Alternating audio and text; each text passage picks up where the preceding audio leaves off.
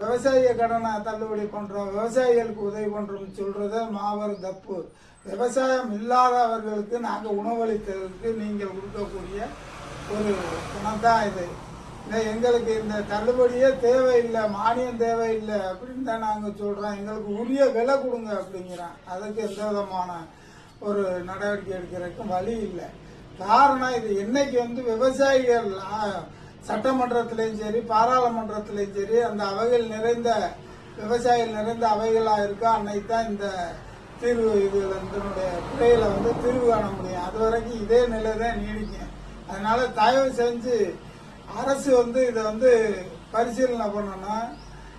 இந்த தள்ளுபடியை பரிசீலனை பண்ணி முறையா தள்ளுபடி பண்ற மாதிரி இருந்தா பண்ணணும். இல்லைன்னா இந்த தள்ளுபடி தேவையில்லை அப்படிங்கறத எங்களுடைய நிலைப்பாடு.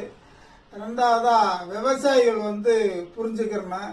தயவு செஞ்சு அவங்க கொடுக்கக்கூடிய அந்த விதைகளை வாங்கி நம்ம செயற்கை முறையில் விவசாயம் பண்ணக்கூடிய லெவலுக்கு போறதுனாலதான் உரம் மருந்து இதுமான செலவினங்கள் பண்றதுனாலதான் நம்ம கடனாளி ஆகிறதுக்கு முழுக்க காரணமா இருக்கு.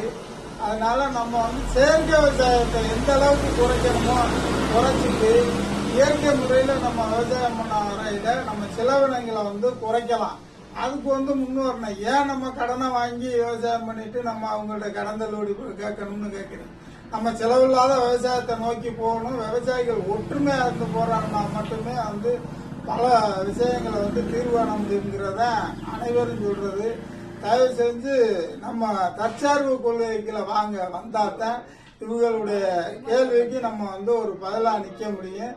ஒட்டுமொத்தமா அணிதிரண்டு நம்ம விவசாயிகள் நாட்டை ஆளக்கூடிய சூழ்நிலைக்கு ஒற்றுமை அடைய வேண்டும் அப்படின்னு கேட்டுட்டு நன்றி விடைபெறுகிறேன். நன்றி வணக்கம்.